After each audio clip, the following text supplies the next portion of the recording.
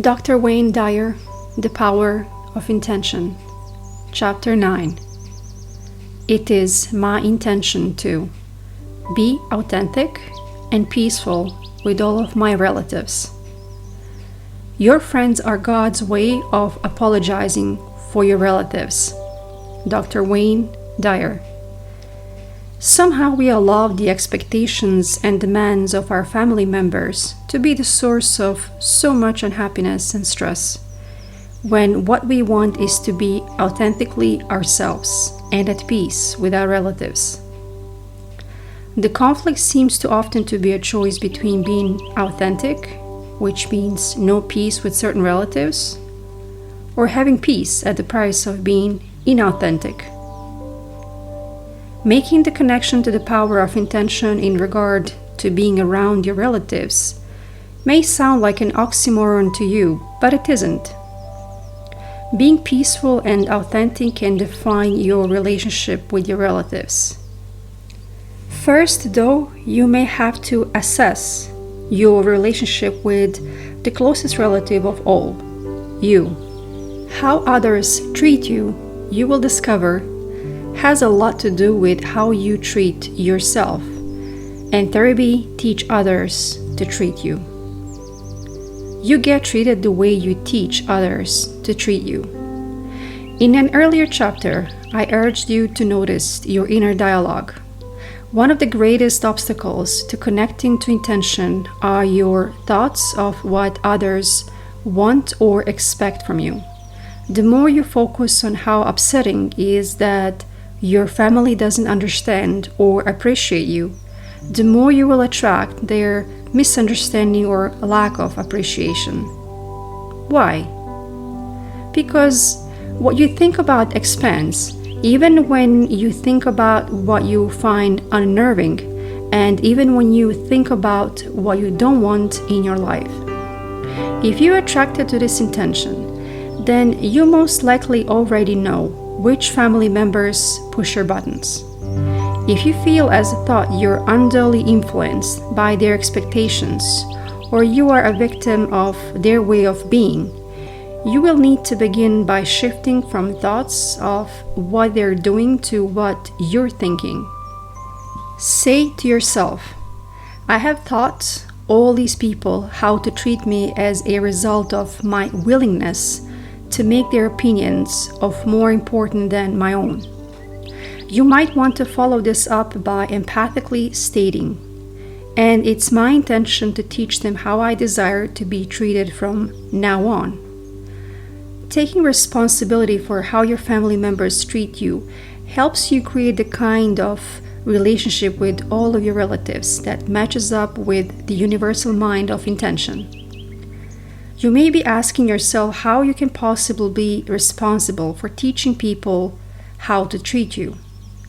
The answer is, in large part, your willingness to not only put up with listening to those familial pressures, some of which are long-term traditions running back countless generations, but also with allowing yourself to disconnect from your divine source and indulge in low-energy emotions of humiliation, blame, despair, regret, anxiety, and even hatred. You, and only you, taught your kin how to treat you through your willingness to accept critical comments from that well-meaning but often interfering and bothersome tribe. Your family relationships are in your mind. When you close your eyes, your family disappears. Where did they go? Nowhere, but doing this exercise helps you recognize that your relatives exist as thoughts in your mind. And recall that God is the mind with which you're thinking. Are you using your mind to process your relatives in harmony with intention? Or have you abandoned or separated yourself in your mind by viewing your family in ways contrary to the universal source of intention? These people who are related to you are all ideas in your mind. Whatever power they have, you were given to them. What you feel is wrong or missing in these relationships is an indication that something is amiss within you, because broadly speaking, anything you see in anyone else is a reflection of some aspect of you. Otherwise, you wouldn't be bothered by it because you wouldn't notice in the first place. In order to change the nature of family relationships, you will have to change your mind about them and do a somersault into the inconvincible.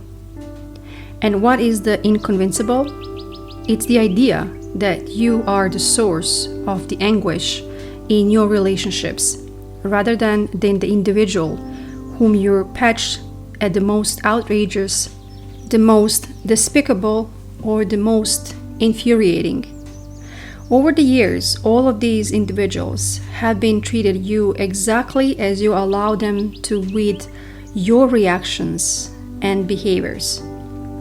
All of them exist as ideas in your mind that have separated you from your source of intention.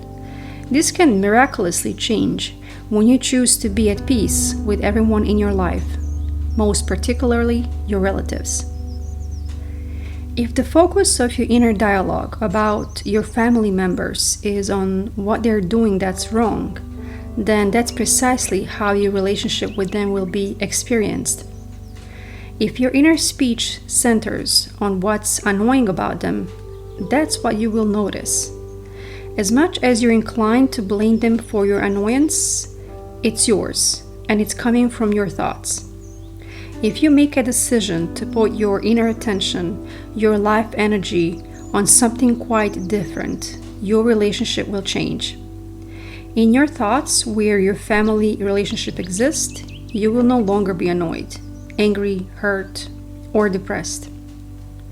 If in your mind you're thinking, my intention is to be authentic and peaceful with this relative, then that's what you will experience, even if that relative continues to be exactly the way he or she has always been.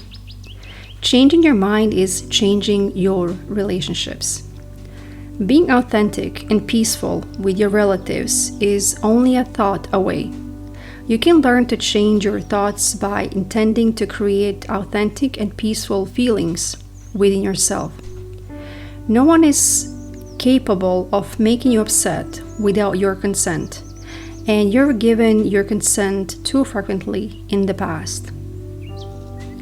When you begin practicing the intention to be authentic and peaceful, you withdraw your consent to be in the lower energy. You connect to peace itself and decide to bring peace to your relatives, thereby immediately gaining the power to change the energy of family gatherings. Think of relatives from whom you blame for your feelings of anxiety, annoyance, or depression. You have focused on what you disliked about them or how they treated you, and your relationship has always had an uncomfortable edge to it.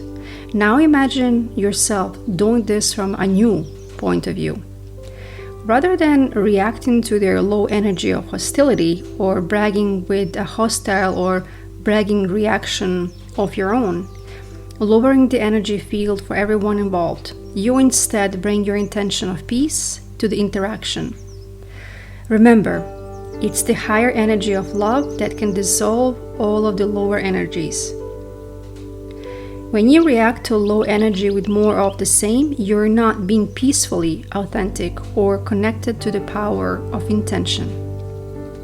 In the low energy, you say or think sentences like, I disrespect you for being so disrespectful. I am angry at you for being so angry at the world. I dislike you because you're such a braggart. By putting your attention on what you intend to manifest rather than on the same low energy that you encounter, you make a decision to connect to intention and bring the attributes of your universal source to the presence of that low energy. Try to imagine Jesus of Nazareth saying this to his followers. I despise those people who despise me, and I want nothing to do with them.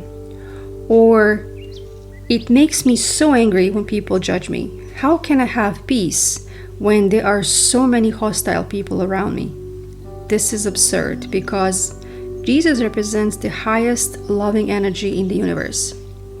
That's precisely what he brought to the presence of doubting. Hostile people and his presence alone would raise the energy of those around him. Now I know you're not the Christ, but you do have some great spiritual lessons to learn from our greatest teachers. If you have the intention to bring peace to a situation and you're living at the level of intention, you will leave that situation feeling peaceful. I learned this lesson years ago with my in-laws. Prior to my waking up to the power of intention, family visits were events that caused me consternation because of the attitudes and behavior of some of my wife's relatives. I would prepare for a Sunday afternoon family visit by getting anxious and upset over what I anticipated to be a fretful, lousy experience. And I seldom disappointed myself. I would focus my thoughts on what I didn't like, and I defined my relationship with my in-laws in this manner. Gradually, as I began to understand the power of intention and left my ego behind, I substitute kindness, receptivity, love, and even beauty for my former annoyed and angry assessments. Before family get-togethers, I would remind myself that I'm what I choose to be in any and all circumstances, and I choose to be authentically peaceful and have a good time. In response to something that used to annoy me, I know to say to my mother-in-law in a loving way, "I never thought of it that way. Tell me more." In response to what I previously considered to be an ignorant comment, I would respond, "That's an interesting point of view. When did you first learn about this?" In other words, I was bringing my own intention to be in a state of peace to this encounter and was refusing to judge them. The most amazing thing began to happen. I started looking forward to having these family members at our home. I began to see them as much more enlightened than I previously thought. I actually enjoyed our times together, and every time something came up that I found annoying in the past, I would overlook it and respond with love and kindness instead. At an earlier stage of my life, expressions of racial or religious prejudice were a stimulus for my anger and resentment. Now I would quietly respond with a kind and gentle reminder of my own opinions and simply let the matter drop. Over the years, I found that not only did the racial and religious slurs diminish to zero, but I noticed that my in-laws were expressing tolerance and even love toward minorities, as well as those who practice religions different from their own. Although my primary intention was to stay in a state of peace, I discovered that by not joining in the low energies of my in-laws, not only was the entire family more peaceful, but many enjoyable and even enlightening conversations developed. I had as much to learn from my in-laws as I had to teach. Even when I disagreed vehemently with the judgment directed at me, if I remembered my intention to have a peaceful relationship with them, I was able to do just that. No longer did I think about what I disliked, what was missing, or what always has been. I stayed focused on making these gatherings fun, loving, and most important for me, peaceful. Let's take a look at the steps you need to take in order to make the stated intention of this chapter and all succeeding ones a reality. Step 1. Identify your intention verbally and in writing, and develop a deep yearning for it. When you create a great longing for the experience of a peaceful family, everything will begin to happen to fulfill this yearning spontaneously and naturally. Rather than praying to a saint or God for a miracle, pray for the miracle of the inner awakening, which will never leave you. The awakening of this inner light, once experienced, will become your constant companion, regardless of who you are with or where you are. The dynamic force is within you. This force is felt as great joy running through your body.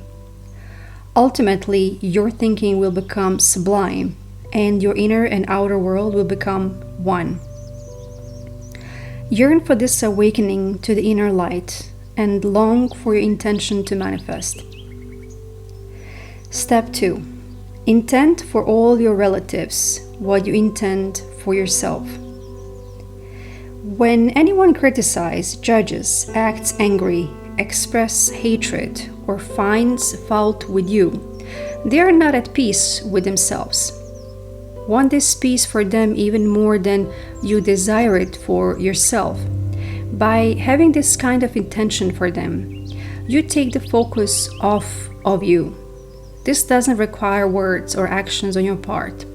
Simply picture the people in your family with whom you are not at peace and feel the peace you crave for them. Your inner speech will change, and you'll begin to experience the peaceful authenticity of both your beings. Step 3. Be at peace you are seeking from others. If peace is missing in your relationships with your family, it means that you have a place within you that's occupied by non-peace. It may be filled with anxiety, fear, anger, depression, guilt, or any low-energy emotions. Rather than attempting to rid yourself of these feelings all at once, treat them the same as you do your relatives. Say a friendly hello to the non-peace and let it be. You're sending a peaceful feeling to the non-peace feeling. The lower energies you are experiencing will be strengthened by your peaceful hi or hello and eventually vanish as the divine grows within you. The way to this peace is through any form of quiet and meditation that works for you.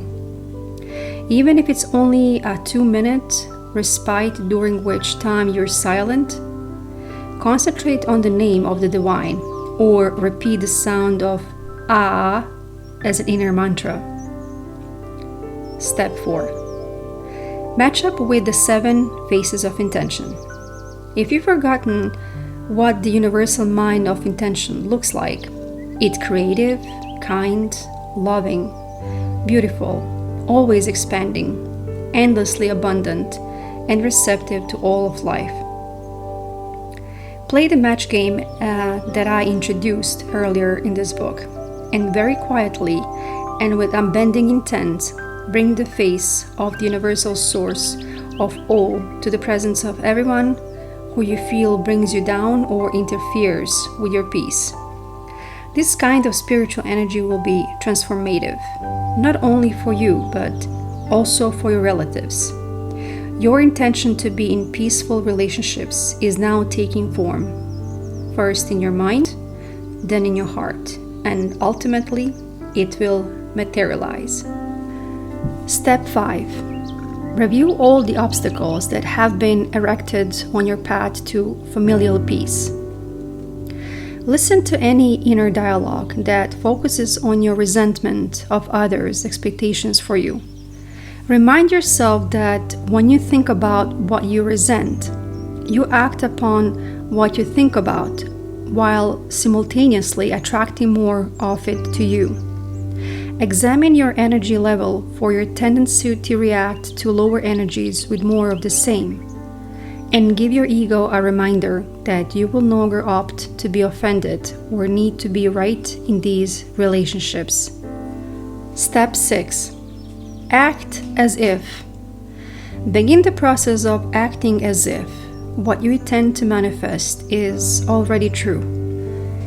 See everyone in your family in the love and light that is their true identity. When someone asks Baba Muktananda, a great saint in India, Baba, "What do you see when you look at me?" Baba said, "I see the light in you." The person replied, "How can that be, Baba? I am an angry person. I am terrible. You must see all that." Baba said, "No, I see light." This story is told by Swami Chidvilsananda Gurumai in Kindle My Heart. So see the light in those others and treat them as if that is all you see. Step 7. Detach from the outcome. Don't let your authentic and peaceful attitude depend on your relative's behavior. As long as you remain connected to intention and radiate outward the high energy, you have achieved your peace. It's not your peace or your purpose to make everyone else in your family think, feel, and believe as you do. The likelihood is great that you will see dramatic changes in your relatives as you teach them with your own persona how you tend to be treated. But if they don't change, and if they continue their non-peaceful ways, let go of your need to see them transformed. It all works in the divine order, and the saying letting go and letting God is a helpful reminder for you. By letting go, you guarantee your own peace, and you dramatically increase the odds of helping others to do the same. Step 8. Affirm. I attract only peace into my life. I remind myself of this affirmation many times on a given days, particularly with my children and other more distant relatives. I also practice this in grocery stores, when greeting flight attendants, when visiting the post office, and while driving my automobile. I say this silently to myself as an absolute truth with unbending intent on my part, and it works for me at all times. People respond to me with smiles, acknowledgments, friendly gestures, and kind greetings all day long. I also remind myself of the cogent observation from A Course in Miracles when I feel other than peaceful in any given moment with my family. I can choose peace rather than this.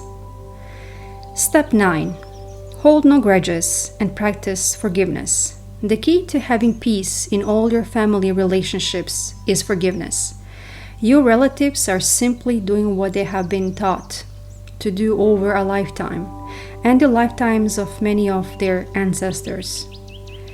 Shower them with understanding and forgiveness from your heart.